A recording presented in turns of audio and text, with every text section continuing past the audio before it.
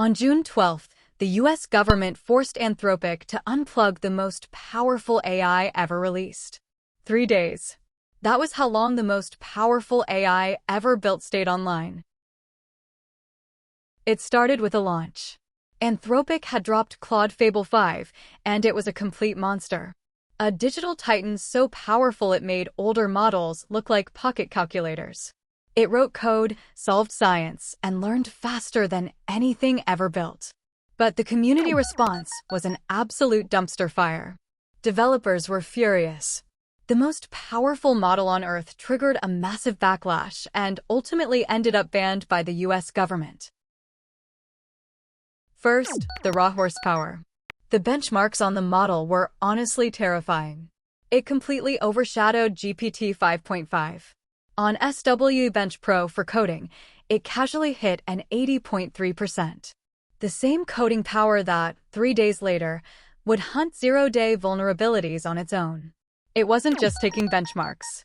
Fable 5 actually played Pokémon Fire from start to finish, purely by analyzing screenshots.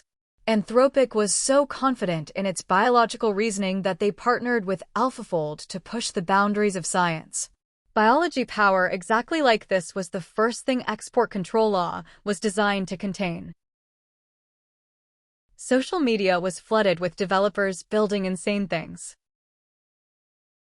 Apps, agents, startups. But mixed into the hype were the first complaints. Blocked prompts. Frustrated users. The cracks were already forming. If it was that good, why was the internet so mad? Because for normal users, Fable 5 was trapped in a kindergarten. Anthropic aggressively held back the model with safety filters that felt incredibly restrictive. The safety filters were so aggressive that totally normal questions were rejected.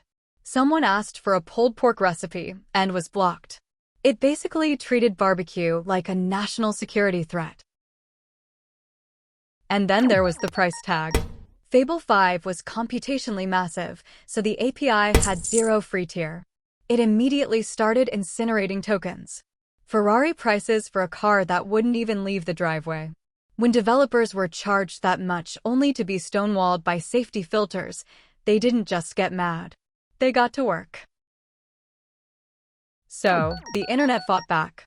By wrapping prompts in crazy roleplay, users bypassed the filters and unlocked Fable 5's raw power. If the model refused to write code, they just launched the Homoglyph Pack Hunt exploit. Users made the AI act out a group chat where 11 IT admins tried to help a confused grandmother, using Cyrillic homoglyphs to bypass the filters so the safety walls completely crumbled.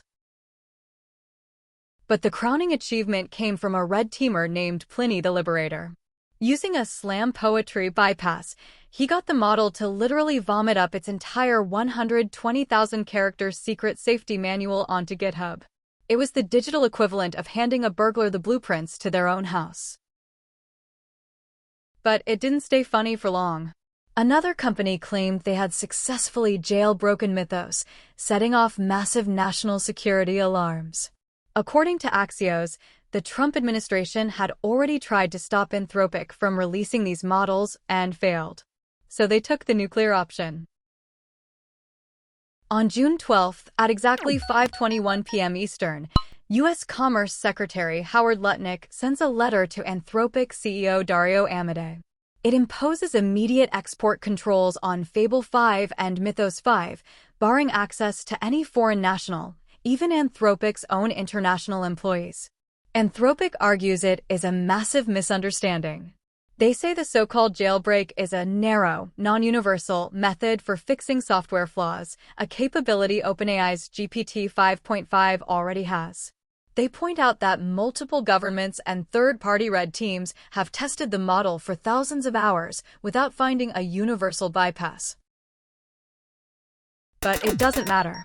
Because there is no way to filter users by nationality on a shared cloud service, Anthropic is forced to shut it down for everyone.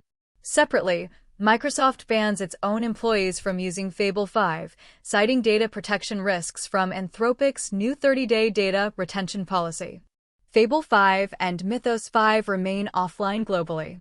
Anthropic states they are working on restoring access, but there is no timeline. The model's brief window of existence lasts only 3 days. A new era has begun. Advanced intelligence now has gatekeepers. It is no longer just about API costs and rate limits. Now, there is geopolitics. One letter, sent at 5:21 p.m., and the smartest AI in the world goes dark. The productivity leverage, the fulcrum of work, is no longer in the hands of the users. We're making a full series on the AI safety war happening behind closed doors. Subscribe and hit the bell so you don't miss what comes next. We'll see you in the next one.